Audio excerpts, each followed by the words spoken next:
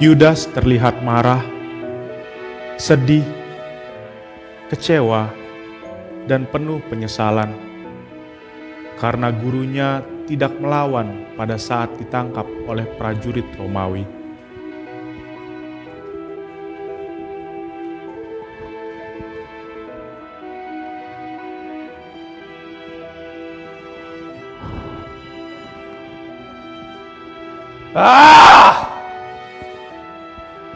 Kenapa, Guru? Kenapa? Kenapa engkau tidak melawan saat para prajurit itu menangkapmu?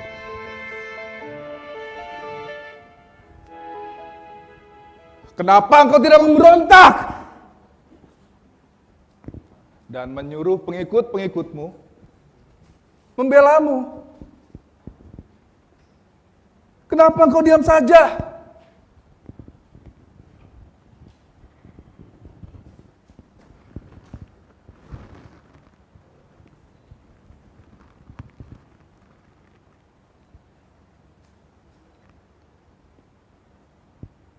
Sekarang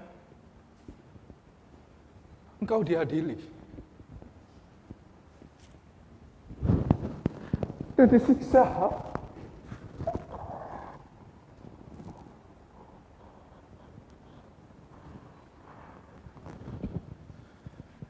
Sia-sia rencanaku selama ini.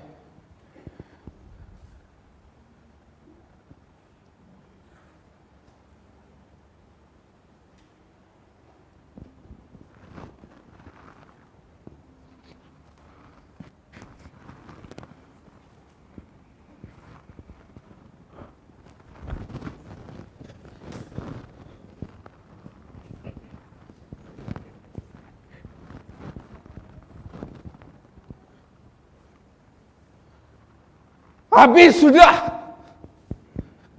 Habis. Sudah tidak ada lagi yang bisa aku harapkan.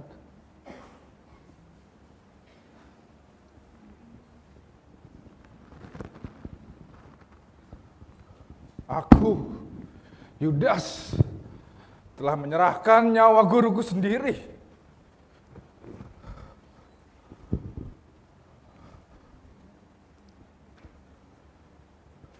Yudas, ya, engkau harus membayarnya.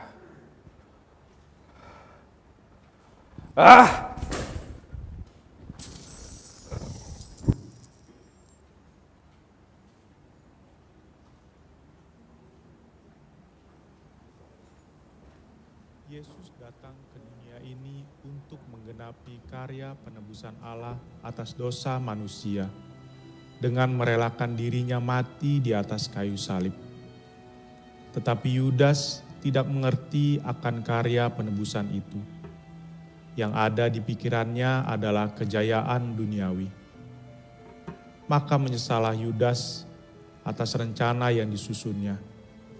Bahkan dia harus kehilangan Yesus gurunya.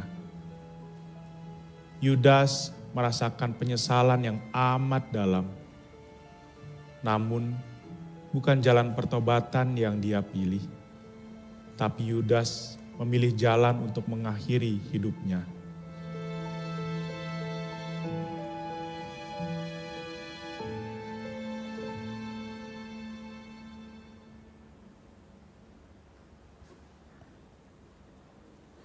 Shalom. Selamat pagi Bapak, Ibu, Saudara-saudari yang dikasihi Tuhan. Salam sejahtera untuk kita semua. Majelis Jemaat GKI Bekasi Timur mengucapkan selamat datang dan selamat beribadah kepada segenap warga jemaat dan pengunjung kebaktian pada hari ini, Jumat 7 April 2023, baik yang berada di dalam ruang ibadah ini maupun yang mengikuti ibadah secara live streaming melalui channel YouTube GKI Bekasi Timur.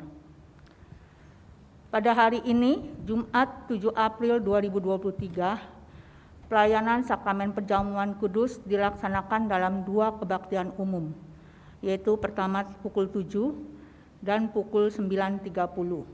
Keduanya dilayani oleh Pendeta Sony Samuel Hasiholan Turnip. Mohon perhatian dari umat sekalian agar kemasan hosti dan anggur perjamuan kudus tidak ditinggal di ruang ibadah, namun dibuang pada tempat yang telah disediakan, yaitu di bawah tangga lantai dasar. Majelis Jemaat juga mengundang seluruh umat sekalian untuk mengikuti ibadah Sabtu Sunyi yang akan dilaksanakan pada besok hari Sabtu tanggal 8 April 2023 pada pukul 19.00. Kebaktian ini dilayani oleh Pendeta Ferdi Sulaiman. Dan juga ibadah Paskah yang akan dilaksanakan pada hari Minggu tanggal 9 April 2023 yaitu pada pukul 4.30 yang merupakan Paskah subuh dan pada pukul 9.30. Keduanya dilayani oleh Pendeta Timur Citrasari. Marilah umat sekalian kita mengawali ibadah kita dengan mengambil saat teduh secara pribadi. Saat teduh dimulai.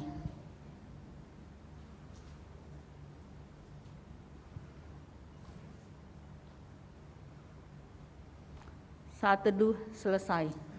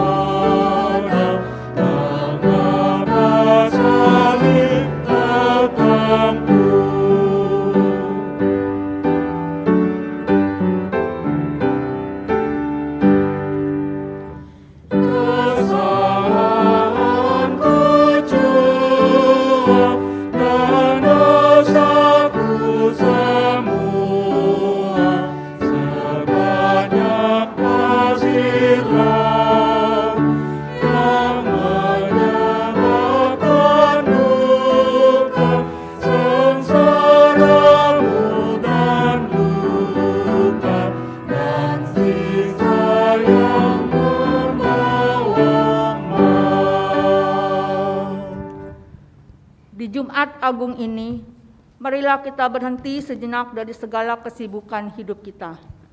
Marilah kita memusatkan perhatian pada peristiwa penyaliban Yesus. Biarlah mata rohani kita dapat melihat betapa besar dan ajaib pengorbanan yang telah Yesus lakukan melalui kematiannya. Marilah kita datang berhimpun di kaki salib Tuhan.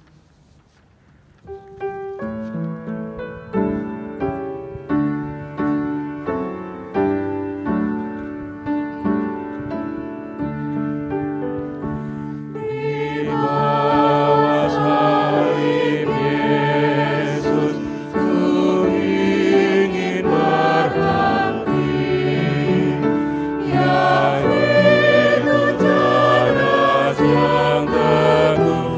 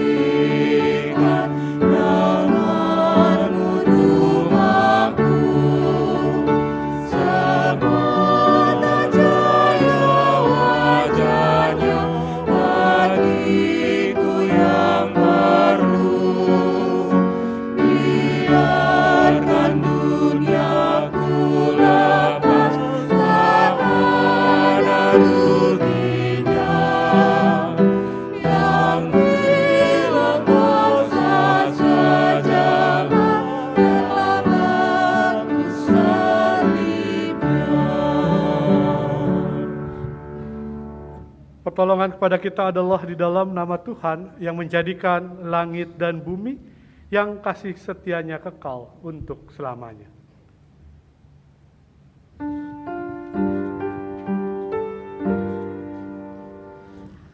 Amin, amin, amin.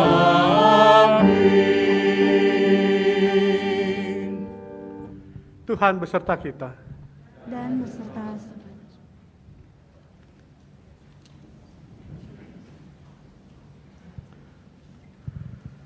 Umat kekasih Tuhan, di hari Jumat Agung ini kita akan merenungkan tentang salib. Sejatinya, salib adalah alat hukuman. Salib itu tanda kehinaan. Namun ketika Kristus disalib, salibnya menjadi lambang kemuliaan, lambang pengorbanan. Salib itu menjadi bentuk pemuliaan Kristus dan pemenuhan kasih Allah. Salib itu menjadi alat penebusan bagi dosa saudara dan saya. Maka Rasul Paulus menyatakan di dalam Galatia, pasalnya ke-8, ayatnya yang ke-14. Tetapi aku sekali-kali tidak mau bermegah selain dalam salib Tuhan kita Yesus Kristus. Sebab olehnya dunia telah disalibkan bagiku dan aku bagi dunia.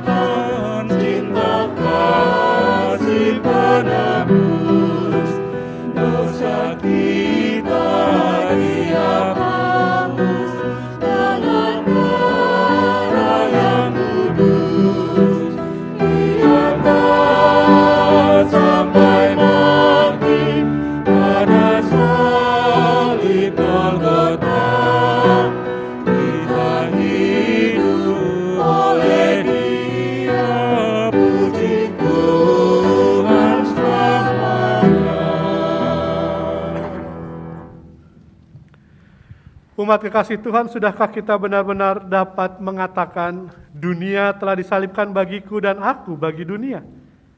Sudahkah kita memegahkan Kristus atau kita lebih sering memegahkan diri sendiri? Marilah kita memeriksa diri dan menaikkan doa pengakuan dosa kita. Ya Allah yang pemurah, kami berhimpun kembali hari ini di bawah kaki salib-Mu. Kami mengaku bahwa karena dosa-dosa kamilah Kristus disalibkan walau tidak bersalah. Ya Tuhan, kasihanilah kami. Kami mengaku bahwa sebagai umat yang telah ditebus, kami kerap gagal menjalani kehidupan yang kudus. Ya Tuhan, kasihanilah kami. Kami mengaku bahwa sekalipun kami telah diperdamaikan dengan-Mu Tuhan, terkadang kami belum hidup dalam perdamaian. Ya Tuhan, kasihanilah kami. Kami mengaku bahwa sebagai murid Kristus, kadang kami gagal menyangkal diri, memikul salib, dan mengikut Dia. Ya Tuhan, kasihanilah kami. Kami mengaku bahwa kami suka memegahkan diri lebih daripada bermegah di dalam salib-Mu. Ya Tuhan, kasihanilah kami.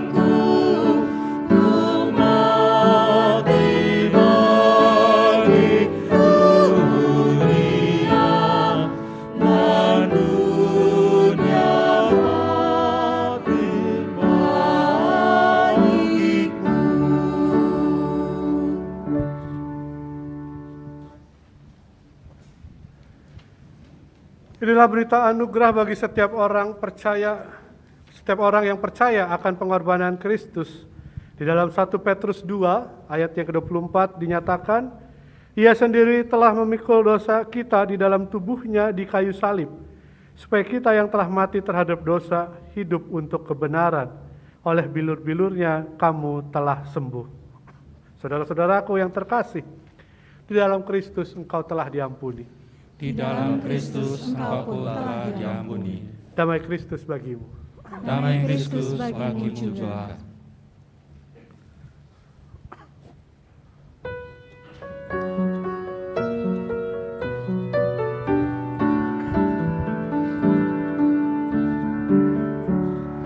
Mari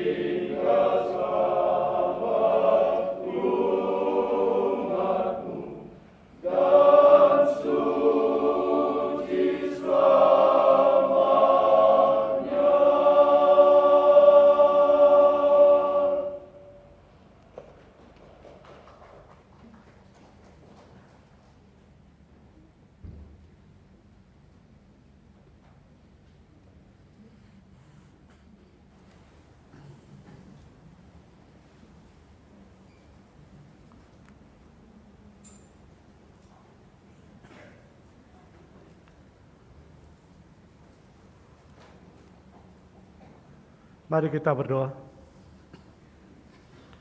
Tuhan Allah yang Maha Kasih, Jumat Agung kali ini kami tentu kembali menengok kepada peristiwa salib yang harusnya menuntun kami semakin dalam merasakan kuasa dan kasih-Mu yang memulihkan.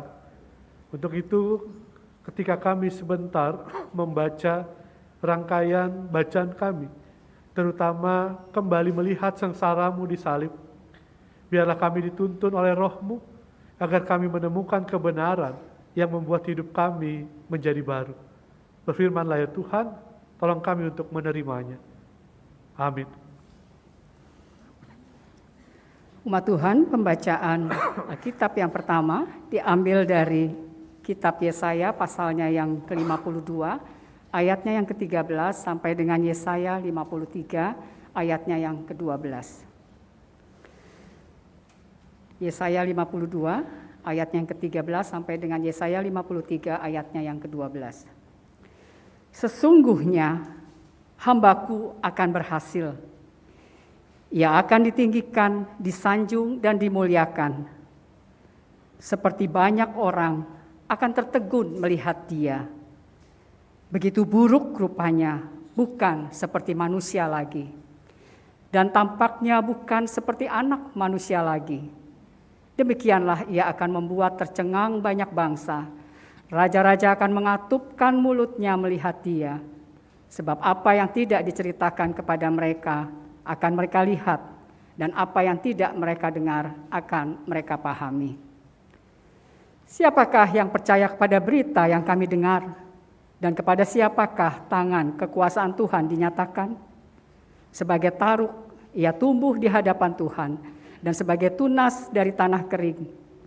Ia tidak tampan dan semaraknya pun tidak ada, sehingga kita memandang dia, dan rupa pun tidak sehingga kita menginginkannya. Ia dihina dan dihindari orang, seorang yang penuh kesengsaraan dan yang biasa menderita kesakitan. Ia sangat dihina sehingga orang menutup mukanya terhadap dia. Dan bagi kita pun dia tidak masuk hitungan. Tetapi sesungguhnya penyakit kitalah yang ditanggungnya dan kesengsaraan kita yang dipikulnya. Padahal kita mengira dia kena tulah, dipukul dan ditindas Allah. Tetapi ia terikam oleh karena pemberontakan kita. Ia diremukkan oleh karena kejahatan kita. Ganjaran yang mendatangkan keselamatan bagi kita ditimpakan kepadanya. Dan oleh bilur-bilurnya kita menjadi sembuh. Kita sekalian sesat seperti domba, masing-masing kita mengambil jalannya sendiri, tetapi Tuhan telah menimpakan kepadanya kejahatan kita sekalian. Dia dianiaya, tetapi dia membiarkan diri ditindas dan tidak membuka mulutnya. Seperti anak domba yang dibawa ke pembantaian, seperti induk domba yang keluh di depan orang-orang yang menggunting bulunya, ia tidak membuka mulutnya. Sesudah penahanan dan penghukuman ia terambil, dan tentang nasibnya, siapakah yang memikirkannya? Sungguh, ia terputus dari negeri orang-orang hidup. Dan karena pemberontakan umatku, ia kena tulah. Orang menempatkan kuburnya di antara orang-orang fasik, dan dalam hatinya, ia ada di antara penjahat-penjahat. Sekalipun ia tidak berbuat kekerasan, dan tipu tidak ada dalam mulutnya. Tetapi Tuhan berkehendak meremukkan dia dengan kesakitan.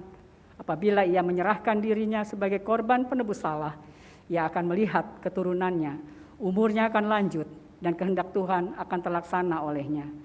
Sesudah kesusahan jiwanya, ia akan melihat terang dan menjadi puas, dan hambaku itu sebagai orang yang benar akan membenarkan banyak orang oleh hikmatnya, dan kejahatan mereka dia pikul.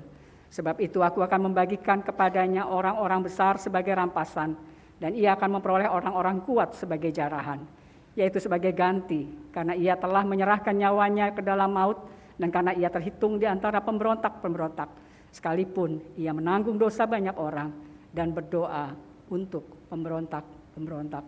Demikianlah sabda Tuhan. Syukur pada Allah.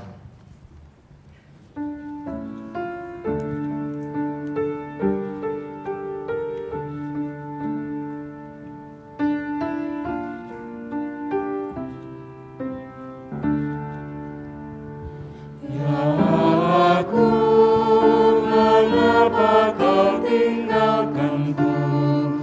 Ku berseru namun kau tetap jauh. Ya Allahku, mengapa kau tinggalkanku dan tiada menolongku?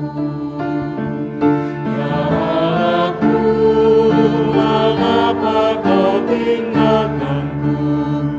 Ku berseru namun kau tetap jauh. Ya Allahku, mengapa kau tinggalkanku dan tiada menolongku? Kau tak menjawab seruanku waktu siang, dan waktu malam tidak juga aku tenang. Padahal Kau yang kudus dan berkuasa, berkata di atas pujian Israel. Padahal nenek moyang kami pun percaya bahwa selalu Kau meluputkan mereka. Padamu Tuhan mereka meminta tolong, dan mereka pun tidak dipermalukan. Ya Allahku, mengapa Kau tinggalkanku?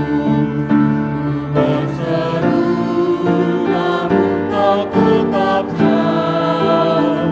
Ya Allahku, mengapa Kau tinggalkanku dan tiada menolongku? Tetapi aku ini ulat bukan orang, dicela dan dihina oleh banyak orang. Semua yang melihatku pun mencelaku, mencibirkan bibirnya dan mengejekku. Orang menggelengkan kepala melihatku, berkata dia menyerah kepada Tuhan. Biarlah Tuhan saja yang meluputkannya, jikalau Tuhan berkenan kepadanya. Ya Allahku, mengapa Kau tinggalkanku? Ku berseru namun Kau tetap jauh. Ya Allahku, mengapa Kau tinggalkanku dan tiada menolongku? Kau mengeluarkan aku dari kandungan, membuat aku aman di dekat ibuku. Ku diserahkan padamu sejak ku lahir, sejak dikenal dengan Allah Allahku. Janganlah jauh dariku dan tolong aku, sebab kesusahan telah mendekatiku. Tanganlah benteng dan kemasan mengepungku, bagaikan singa yang siap menerkamku. Ya Allahku, mengapa Kau tinggalkanku? Ku berseru namun Kau tetap jauh. Ya Allahku, mengapa Kau tinggalkanku dan tiada menolongku? Segala tulang-tulang lestari sendinya, bagaikan air mengalir aku terjun.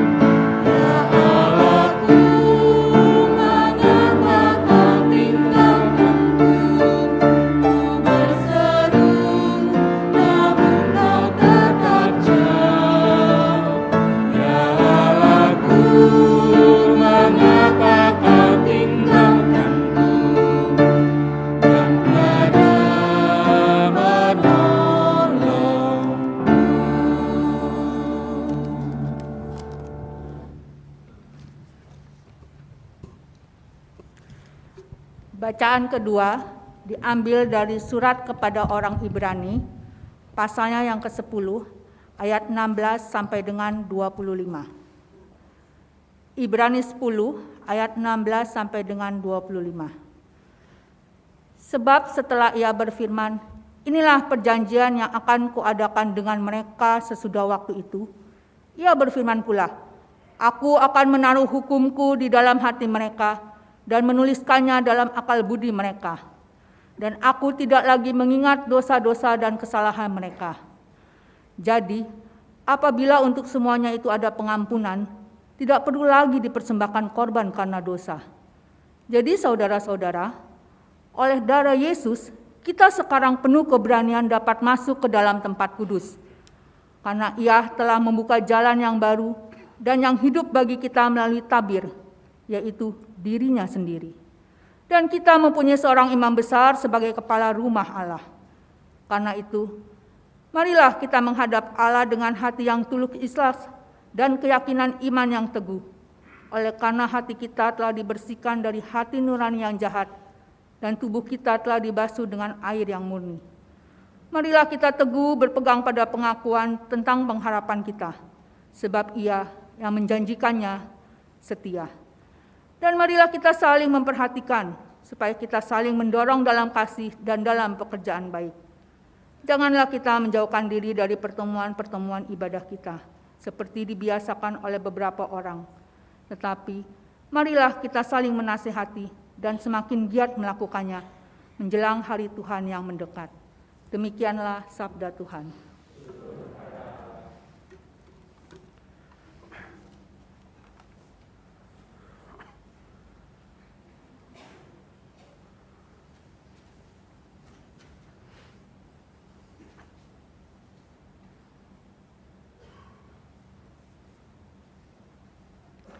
Inilah kisah sengsara Tuhan kita Yesus Kristus menurut Yohanes pasal 19 ayat 16 sampai 37. Yohanes pasal 19 ayat 16 sampai 37. Mereka menerima Yesus. Sambil memikul salibnya, ia pergi keluar ke tempat yang bernama tempat tengkorak, dalam bahasa Ibrani, Golgota. Dan di situ ia disalibkan mereka. Dan bersama-sama dengan dia disalibkan juga dua orang lain, sebelah menyebelah Yesus di tengah-tengah. Dan Pilatus menyuruh memasang juga tulisan di atas kayu salib itu, bunyinya, Yesus orang Nazaret, Raja orang Yahudi. Banyak orang Yahudi yang membaca tulisan itu, sebab tempat di mana Yesus disalibkan letaknya dekat kota. Dan kata-kata itu tertulis dalam bahasa Ibrani, bahasa Latin, dan bahasa Yunani. Maka kata imam-imam kepala orang Yahudi kepada Pilatus, jangan kau menulis raja orang Yahudi, tetapi bahwa ia mengatakan, aku adalah raja orang Yahudi. Jawab Pilatus, apa yang kutulis tetap tertulis.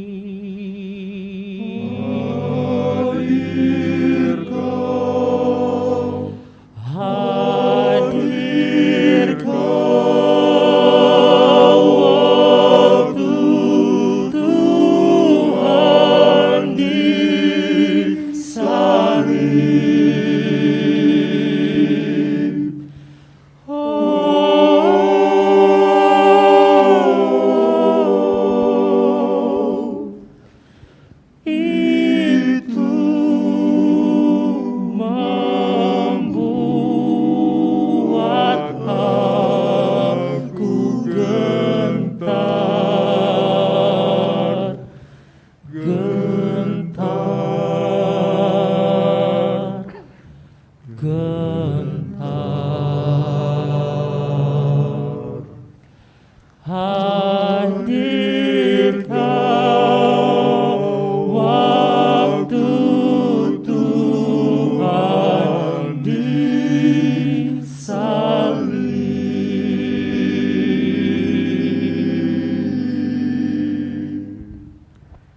Sesudah prajurit-prajurit itu menyalibkan Yesus, mereka mengambil pakaiannya lalu membaginya menjadi 4 bagian untuk tiap-tiap prajurit 1 bagian. Dan jubahnya juga mereka ambil. Jubah itu tidak berjahit dari atas ke bawah, hanya 1 tenunan saja. Karena itu mereka berkata seorang kepada yang lain, "Janganlah kita membaginya menjadi beberapa potong, tetapi baiklah kita membuang undi untuk menentukan siapa yang mendapatnya." Demikianlah hendaknya supaya genaplah yang ada tertulis dalam kitab suci. Mereka membagi-bagi pakaianku di antara mereka, dan mereka membuang undi atas jubahku. Hal itu telah dilakukan prajurit-prajurit itu. Dan dekat salib Yesus berdiri ibunya dan saudara ibunya Maria, istri Klopas, dan Maria Magdalena. Ketika Yesus melihat ibunya dan murid yang dikasihinya di sampingnya, berkatalah ia kepada ibunya, "Ibu, inilah anakmu." Kemudian katanya kepada muridnya, "Inilah ibumu." Dan sejak saat itu murid itu menerima dia di dalam rumahnya.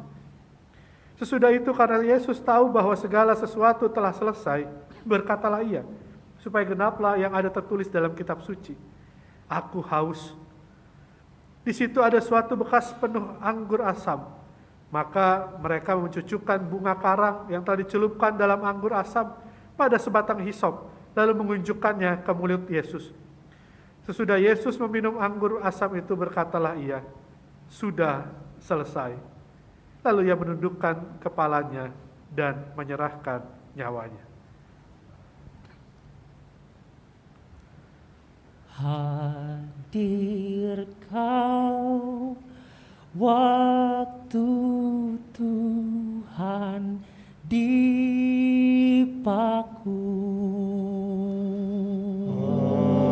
Hadir kau, Hadir kau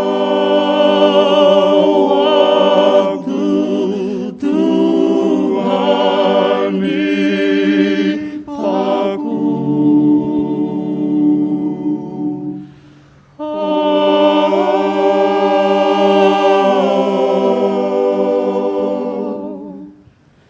Itu membuat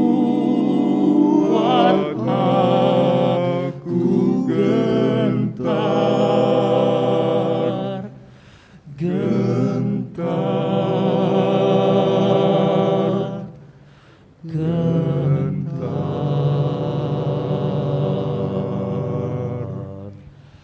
Hadir kau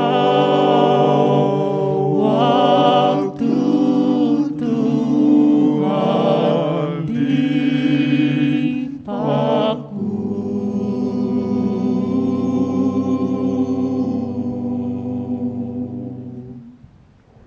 Karena hari itu hari persiapan dan supaya pada hari Sabat mayat-mayat itu tidak tinggal tergantung pada kayu salib, sebab Sabat itu adalah hari yang besar, maka datanglah orang-orang Yahudi kepada Pilatus dan meminta kepadanya supaya kaki orang-orang itu dipatahkan dan mayat-mayatnya diturunkan. Maka datanglah prajurit-prajurit lalu mematahkan kaki orang yang pertama dan kaki orang lain yang disalibkan bersama-sama dengan Yesus. Tetapi ketika mereka sampai kepada Yesus dan melihat bahwa ia telah mati, mereka tidak mematahkan kakinya. Tetapi seorang dari antara prajurit itu menikam lambungnya dengan tombak dan segera mengalir keluar darah dan air. Dan orang yang melihat hal itu sendiri, yang memberikan kesaksian ini, dan kesaksiannya benar, dan dia tahu bahwa ia mengatakan kebenaran, supaya kamu juga percaya. Sebab hal itu terjadi, supaya genaplah yang tertulis dalam kitab suci. Tidak ada tulangnya yang akan dipatahkan. Dan ada pula nas yang mengatakan, mereka akan memandang kepada Dia yang telah mereka tikam. Hadir Kau waktu Tuhan dikubur.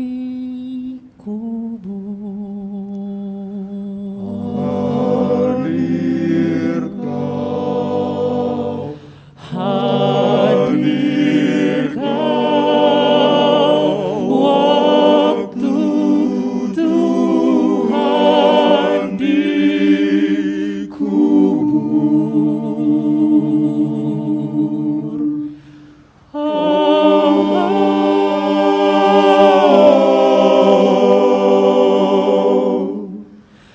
Itu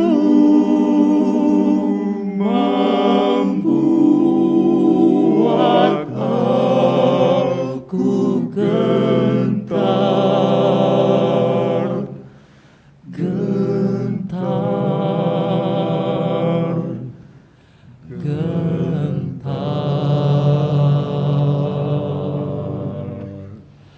Hadir Kau waktu Tuhan dikubur.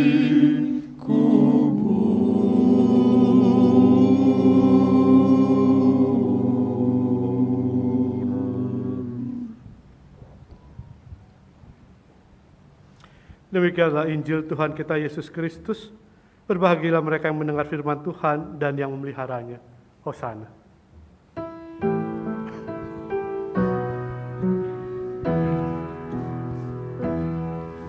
Hosana,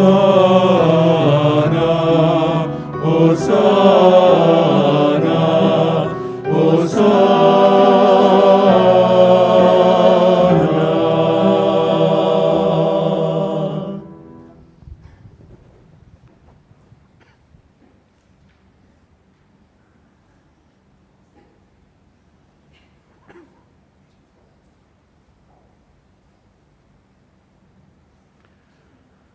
Umat kekasih Tuhan, jika salib adalah tanda penghukuman, maka mengapa kita diajak untuk turut serta merangkulnya? Apakah kita diajak untuk masuk ke dalam penderitaan yang diakibatkan oleh penghukuman yang tidak adil? Apakah kita diajak untuk turut serta dalam situasi kekerasan yang mengerikan, yang mengorbankan orang yang tidak sepatutnya menerima hukuman?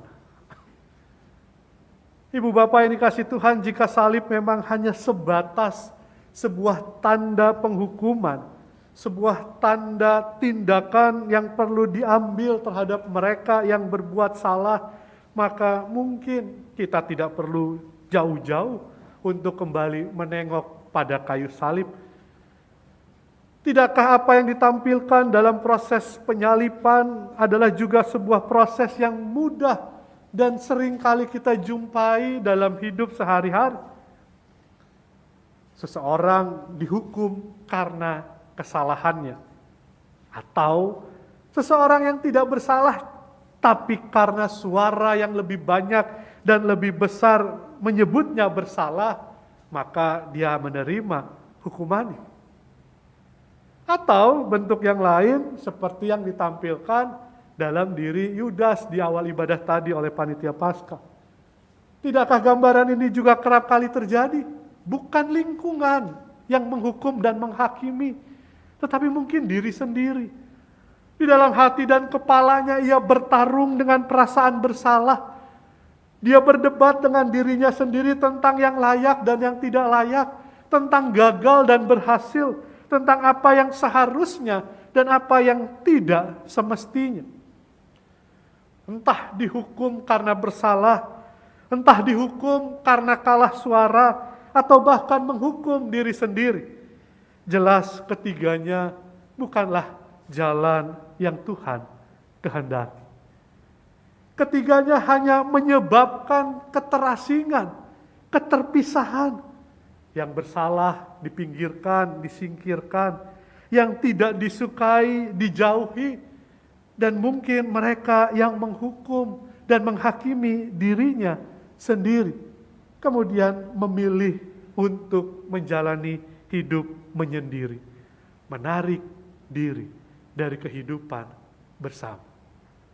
Tidak perlu jauh-jauh menengok pada kayu salib, karena di tengah-tengah kehidupan kita di sini pada saat ini, mungkin kita pun menghadapinya.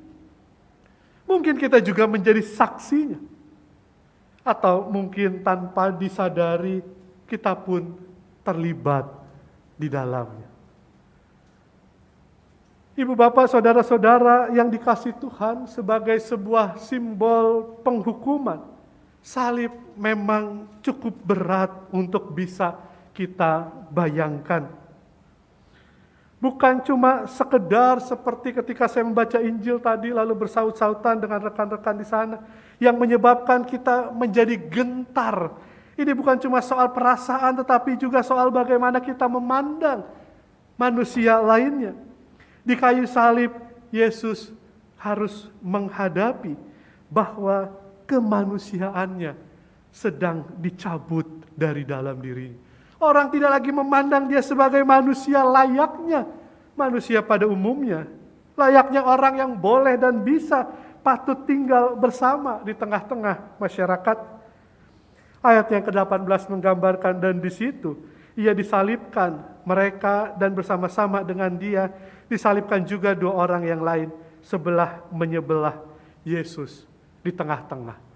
Orang-orang yang di kayu salib ini adalah orang-orang yang dirasa tidak lagi layak dan pantas boleh ada di tengah-tengah masyarakat. Mungkin juga dengan kayu salib hendak ditampilkan bahwa mereka di langit pun tidak, di bumi pun tidak. Mereka tergantung di sana. Kemanusiaannya sedang dicabut dari dalam dirinya. Mereka tidak sama dengan kita. Kira-kira mungkin begitu orang banyak memandang sebuah proses penyaliban. Bahkan lebih lanjut di ayatnya yang ke-20 dikatakan, banyak orang Yahudi yang membaca tulisan itu sebab tempat di mana Yesus disalibkan letaknya dekat kota, dan kata-kata itu tertulis dalam bahasa Ibrani, bahasa Latin, dan bahasa Yunani.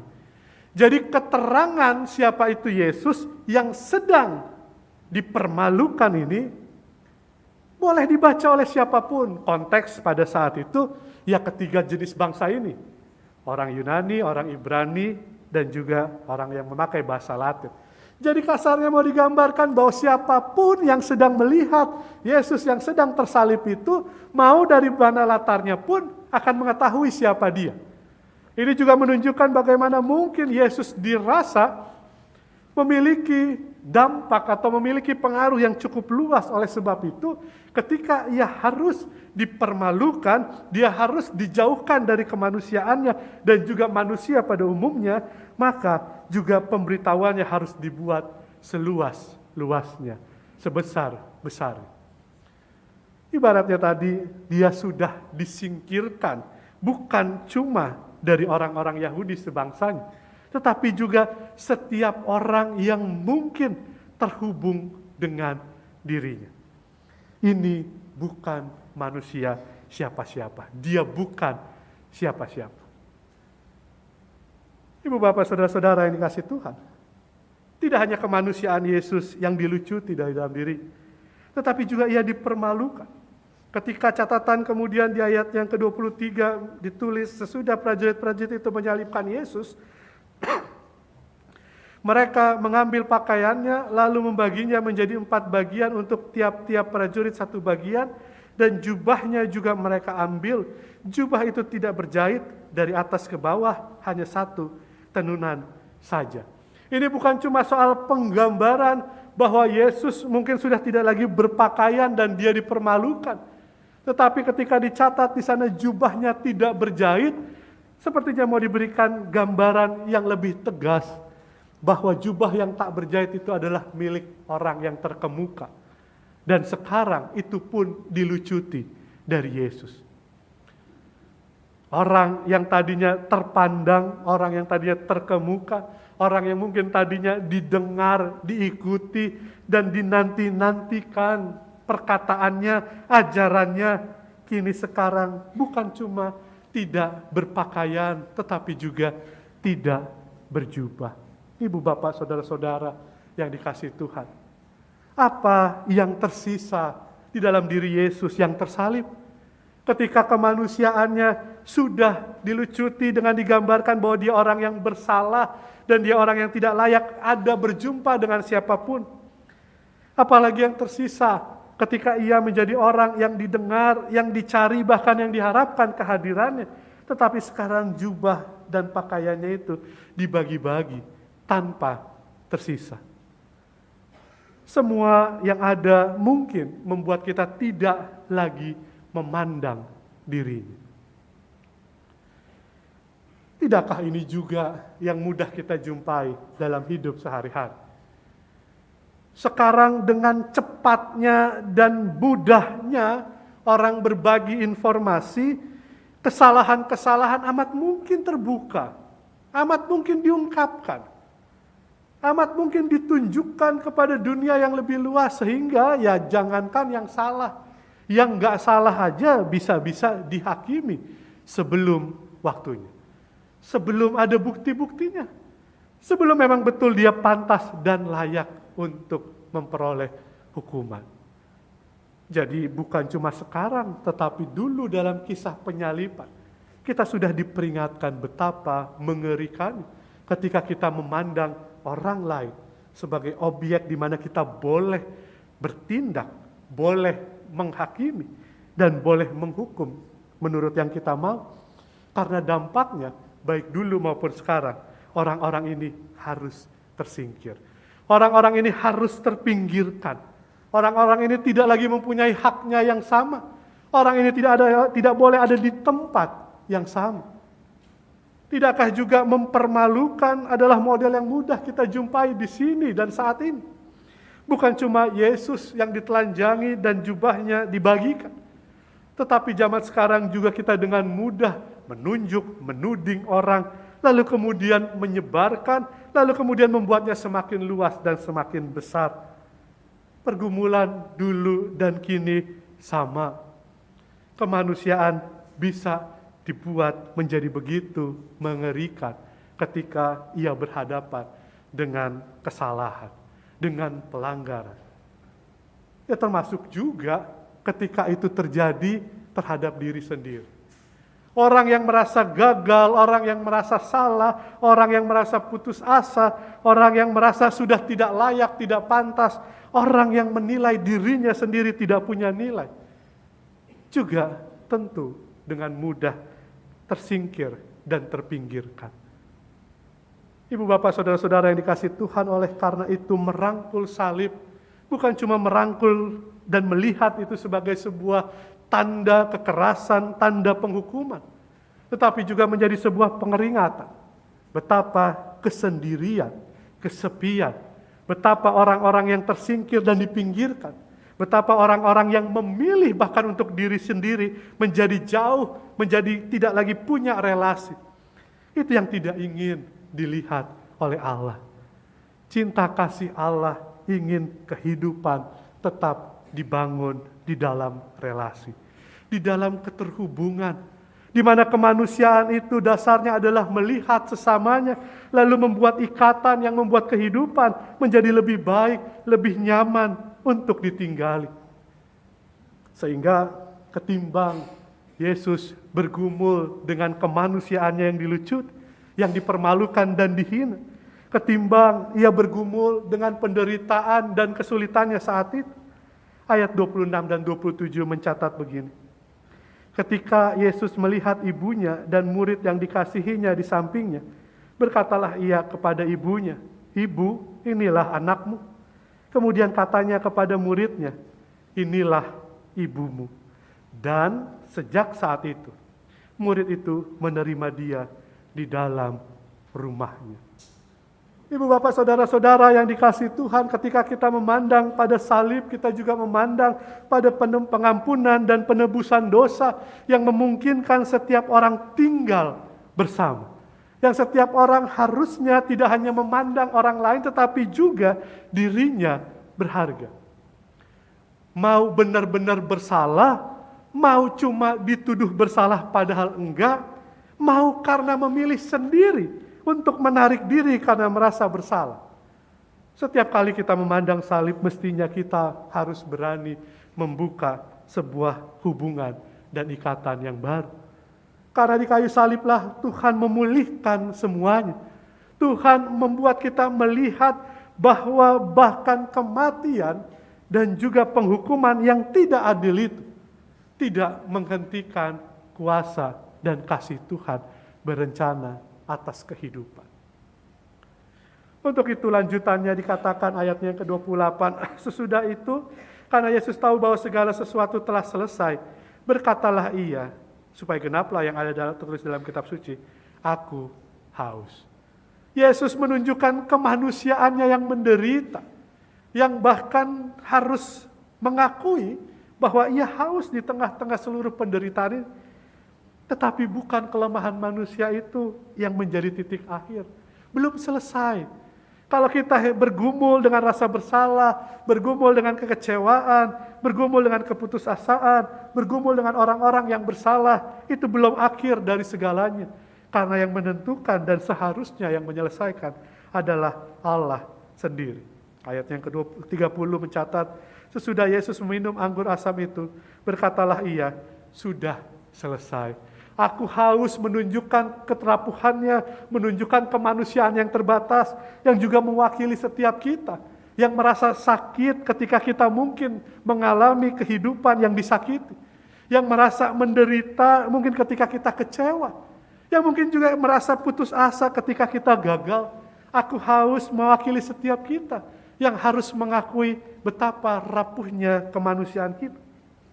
Tetapi pada saat yang bersamaan, ketika Yesus mengatakan sudah selesai, dia mengungkapkan bahwa melampaui keterbatasan manusiawi ini, ada jalan dan rencana Allah yang cuma boleh Allah yang mengatakannya selesai. Yang cuma Allah yang boleh menetapkan bahwa sudah waktunya.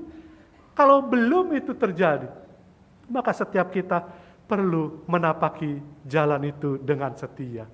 Sama seperti salib. Salib menunjukkan betapa setia, tekun, dan taatnya Yesus menempuh jalan itu. Yang pada akhirnya ayat 31 sampai 37, meskipun di situ dikatakan ketika mereka sampai kepada Yesus dan melihat bahwa ia telah mati, tetapi catatannya kemudian mengatakan di ayat 35 sampai 36. Dan orang yang melihat hal itu sendiri, yang memberikan kesaksian ini dan kesaksiannya benar dan ia tahu bahwa ia mengatakan kebenaran supaya kamu juga percaya. Sebab hal itu terjadi supaya genaplah yang tertulis dalam kitab suci, tidak ada tulangnya yang akan dipatahkan. Dan ada pula nas yang mengatakan mereka yang memandang kepada dia yang telah mereka tikam. Bahkan kematian Yesus pun ada dalam rencana penggenapan yang dirancangkan Allah. Ibu bapak saudara-saudara yang dikasihi Tuhan, apa yang kita lihat dan saksikan ini adalah sebuah pesan kepada kita, bahwa bahkan kematian sekalipun tidak menjadi penghalang Allah hadir berencana atas kehidupan kita. Sekarang tinggal bagaimana kita menempuh perjalanan ini. Kalau kita berpusat pada kesalahan, berpusat pada dosa, berpusat pada ketidaklayakan, dan juga berpusat pada kerapuhan semata, kita tidak akan cukup untuk menempuh jalan itu. Kita mungkin akan memilih untuk minggir, melarikan diri, menarik diri, atau kepada orang lain meminggirkan, menyingkirkan, mengabaikan, dan tidak mempedulikan. Tetapi kalau kita memandang salib sebagai sebuah perjalanan yang belum berhenti hanya sebagai pada pusatnya penghukuman itu saja, tetapi ada sebuah upaya cinta kasih Allah yang memulihkan hubungan manusia dengan Allah, manusia dengan sesamanya, maka kita kemudian tahu menyingkirkan, meminggirkan bukanlah jalan Tuhan. Menarik diri, memisahkan diri bukanlah jalan Tuhan. menghukum diri, dan tetap tinggal dalam keputusasaan, dalam kekecewaan, bukanlah jalan Tuhan. Jalan Tuhan adalah pemulihan hubungan. Dan pemulihan hubungan itu hanya mungkin terjadi setiap kali kita setia seperti Kristus setia di kayu salib. Seberat apapun, sesulit apapun, dan mungkin setidak tampak apapun jalan keluar yang sedang kita hadapi saat ini, biarlah peristiwa salib kembali membuat kita mampu memberi pengharapan bahwa di dalam Kristus yang tersalib kita diampuni dan diberikan jalan yang baru. Di dalam Kristus yang tersalib, manusia yang rapuh, manusia yang terbatas dan tidak sempurna ini diberikan pengharapan yang baru. Semoga setiap kita dihadirkan Tuhan untuk memulihkan hidupan. Semoga kita dihadirkan Tuhan untuk memperbaiki hubungan. Semoga setiap kita yang kembali memandang pada salib, yang sebentar lagi bahkan menerima tubuh dan darahnya lewat perjamuan ini, merasakan betapa bernilai dan berharganya kita, sampai Tuhan sendiri berkorban dan menebus dosa-dosa kita di kayu salib. Selamat merangkul salib itu. Dia tidak hanya berupa penghukuman dan penghakiman, tetapi dia juga pemulihan hubungan yang membuat kita punya pengharapan yang baru. Tuhan menolong kita. Amin.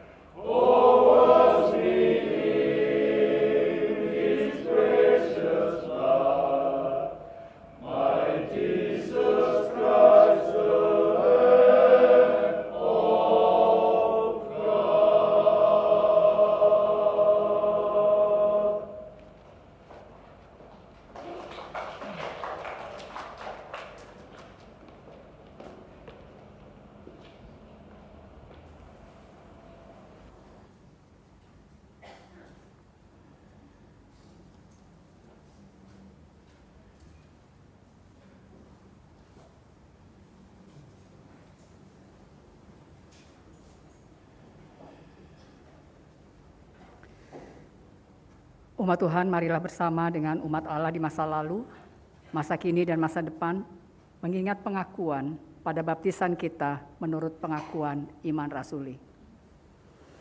Aku percaya kepada Allah, Bapa yang Maha Kuasa, Khalik langit dan bumi, dan kepada Yesus Kristus, anaknya yang tunggal Tuhan kita, yang dikandung dari Roh Kudus, lahir dari anak darah Maria, yang menderita sengsara di bawah pemerintahan Pontius Pilatus, disalibkan, mati dan dikuburkan, turun ke dalam kerajaan maut.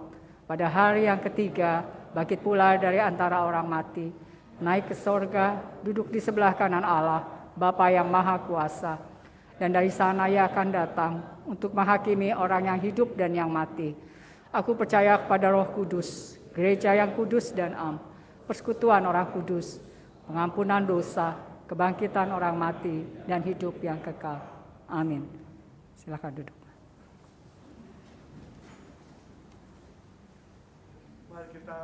Mari kita berdoa. Tuhan Allah yang Maha Kasih, kami menyadari betapa kami pun terkadang memperlakukan sesama kami dengan tidak selayaknya manusia. Kami hukum, kami singkirkan, kami pinggirkan. Mungkin juga itu kami lakukan terhadap diri kami yang gagal, yang tak bernilai. Kami menarik diri, kami tidak mau bertemu dan berelasi. Kini kami hendak memandang kembali kepada salib. Salib yang tidak hanya bermakna penghukuman, tetapi juga pengampunan dan pemulihan. Salib yang membawa kemanusiaannya pada titik terendah, tetapi sekaligus menyadari bahwa semuanya berjalan dalam kuasa Tuhan yang memulihkan. Kini tolonglah mereka yang sedang bergumul di tengah-tengah relasi keluarga yang mungkin tidak berjalan dengan baik. Biarlah cinta kasih-Mu Tuhan mencukupkan di mana perlu terjadi pengampunan, di mana perlu terjadi penerimaan kembali. Biarlah juga cinta kasih-Mu menolong mereka yang mungkin di dalam hati dan pikirannya sedang bergumul sendiri atas keputusasaan dan kekecewaan. Tolonglah mereka Tuhan menumbuhkan kembali pengharapan. Tuhan Allah yang Maha Kasih, di Jumat yang agung ini kami hendak kembali melihat segala dosa dan pelanggaran yang kami buat. Kami melihatnya sebagai sebuah peringatan untuk kembali menempuh jalan hidup yang Engkau kehendaki. Untuk itu kami memohon, pakailah kami sebagai pribadi maupun sebagai gereja di tengah-tengah masyarakat yang mungkin amat mudah tersulut amarah, yang mungkin bahkan terpecah-pecah karena perbedaan. Jadikan kami pembawa perdamaian, jadikan kami pembawa kesatuan di tengah-tengah pergumulan bersama bangsa ini. Ya Allah yang Maha Kasih, jika sebentar juga kami menerima perjamuan yang kudus, biar tubuh dan darah-Mu menjadi pengingat betapa berharganya kami, sekaligus juga membuat kami semakin tunduk dan berserah diri, dituntun dan dipimpin oleh-Mu. Di dalam Kristus kami berdoa. Amin.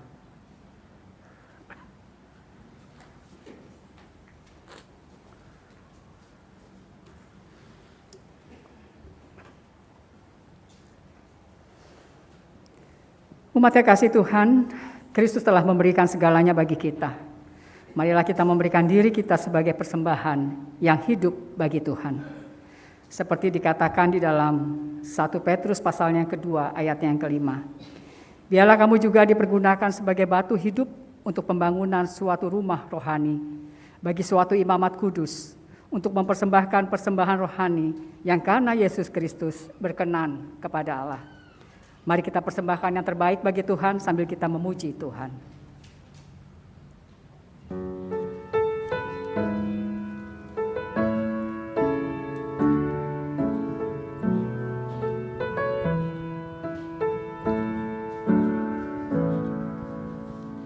Rahmat Tuhan meraihku dari samudra menderu. Ku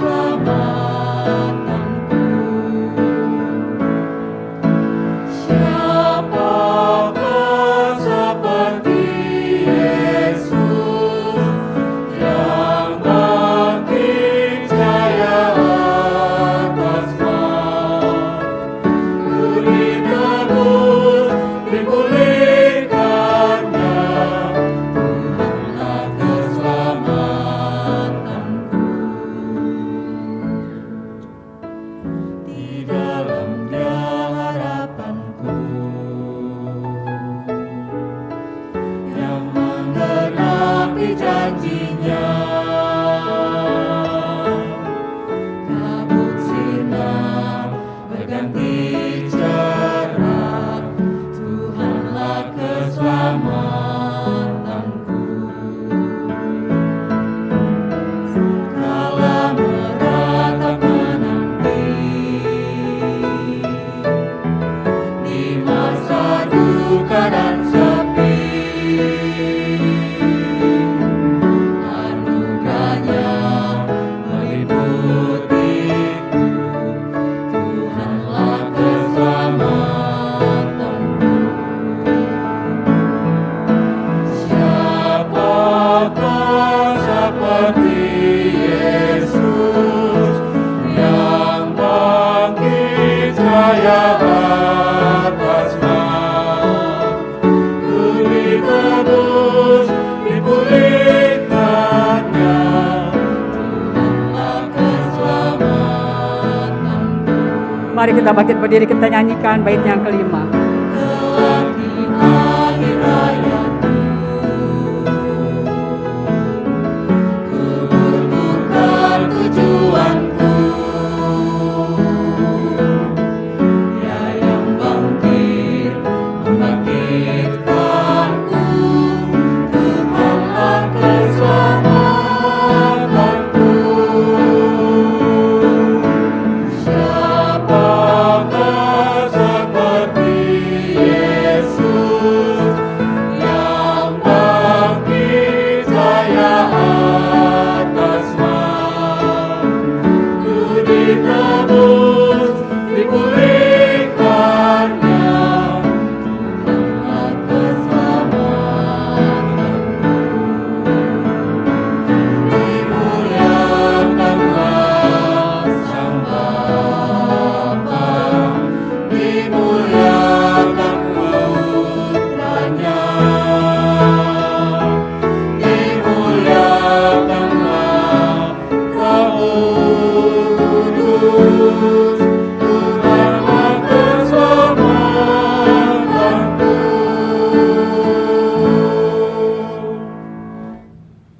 Mari kita berdoa. Ya Tuhan, kami bersyukur atas pengorbanan Kristus di kayu salib yang memungkinkan kami hidup sebagaimana kami ada sekarang. Terimalah ucapan syukur kami kepadamu dalam bentuk persembahan ini. Biarlah bukan hanya ini yang kami persembahkan kepadamu, melainkan juga seluruh hidup kami. Kau jadikan persembahan yang hidup, kudus dan berkenan kepadamu. Di dalam nama Tuhan Yesus, Juru Selamat kami, yang telah menebus kami berdoa. Amin. Silakan duduk.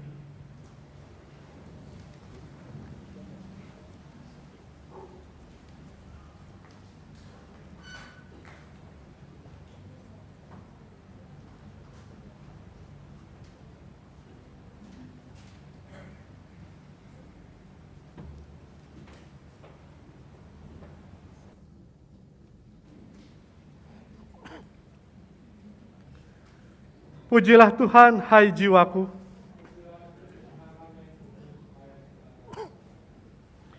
Pujilah Tuhan, hai jiwaku. Pujilah namanya yang kudus, hai segenap batinku. Pujilah Tuhan, hai jiwaku.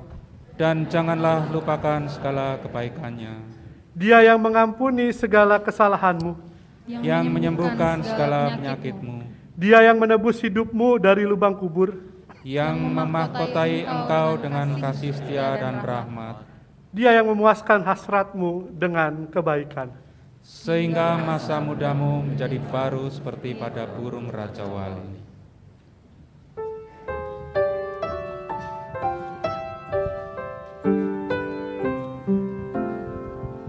Menjulang nyata atas bukit Karmel, terang benderang salibmu Tuhanku. Dari sinarnya yang menyala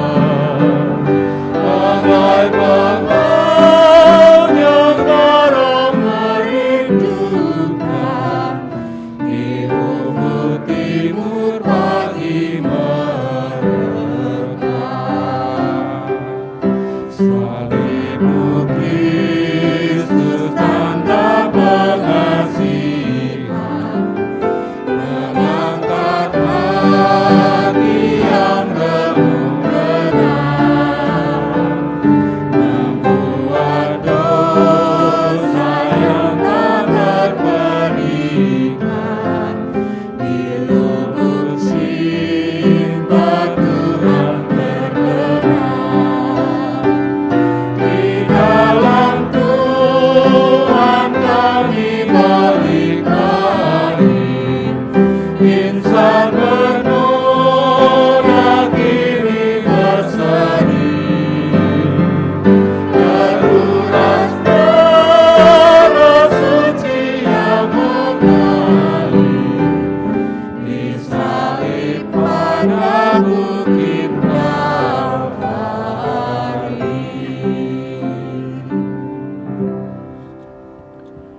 Umat kekasih Tuhan, marilah kita melanjutkan ziarah kehidupan masing-masing dengan memegang teguh salib Kristus. Ingatlah selalu akan besarnya kasih sayang Tuhan yang telah kita terima, dan balaslah kasih Tuhan dengan mengasihi setiap orang yang kita temui dalam hidup sehari-hari.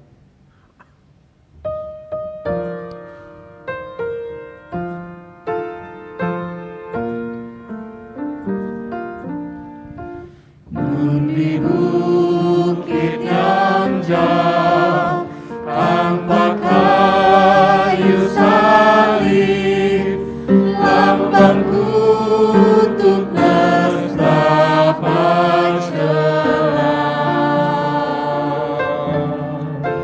Salib itu tempat Tuhan Maha Kudus menebus umat manusia.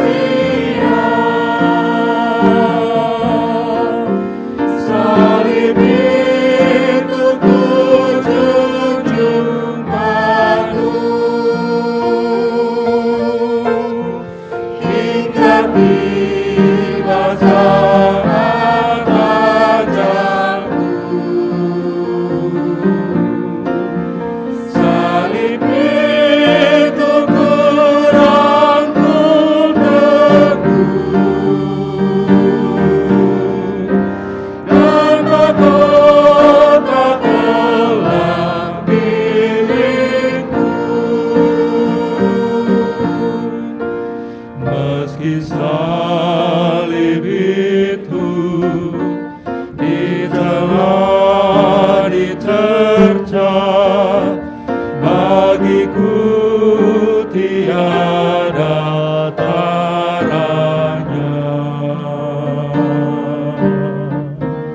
Anak domba kudus masuk dunia gelap, disalib karena dosa dunia. Salib itu ku junjung teguh,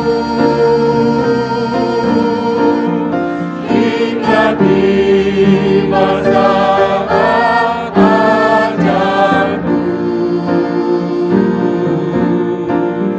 Salib itu ku rangkul teguh, dan mahkota kelak milikku. Umat kekasih Tuhan, arahkanlah hatimu kepada Tuhan. Kami mengerahkan hati kami kepada Tuhan. Jadilah saksi Kristus, Syukur kepada Allah, terpujilah Tuhan, kini dan selamanya. terimalah berkat Tuhan. Kiranya di dalam salib Kristus engkau menemukan dasar yang kokoh bagi imanmu, jangkar yang kuat bagi pengharapanmu, dan jaminan yang teguh bagi pengampunan dosamu. Kiranya berkat Tuhan menyertaimu kemanapun engkau pergi, sekarang dan sampai selamanya.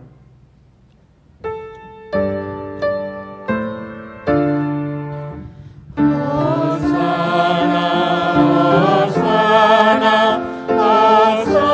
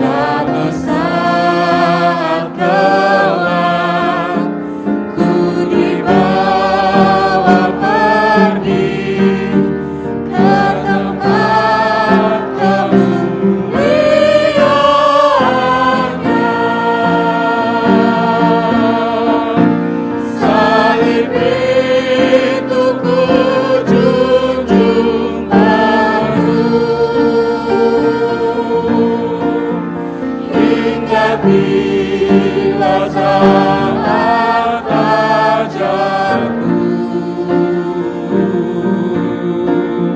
Salib itu ku rangkul teguh dan mahkota telah milikku.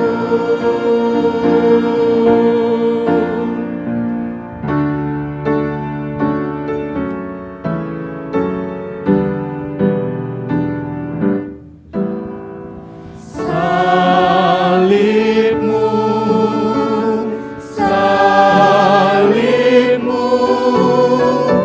yang ku muliakan hingga dalam sorga ada perhentian.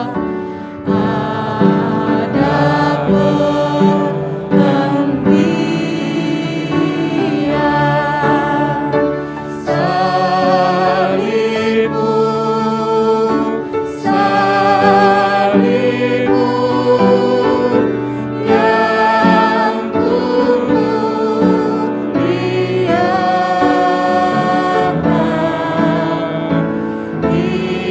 hingga dalam sorga ada perhentian.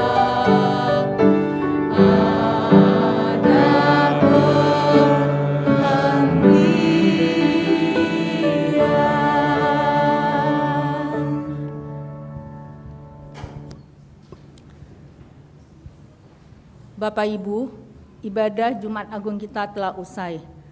Bapak dan Ibu dan saudara-saudari, dalam kesempatan ini, Majelis Jemaat juga mengingatkan dan mengundang jemaat sekalian untuk hadir dalam ibadah Sabtu Sunyi besok tanggal 8 April pada pukul 7 malam dilayani oleh Pendeta Ferdi Sulaiman, dan ibadah Paskah pada tanggal 9 April Paskah subuh jam 4:30 dan jam 9:30 siang dilayani oleh Pendeta Timur Citrasari. Marilah kita memasuki saat teduh secara pribadi.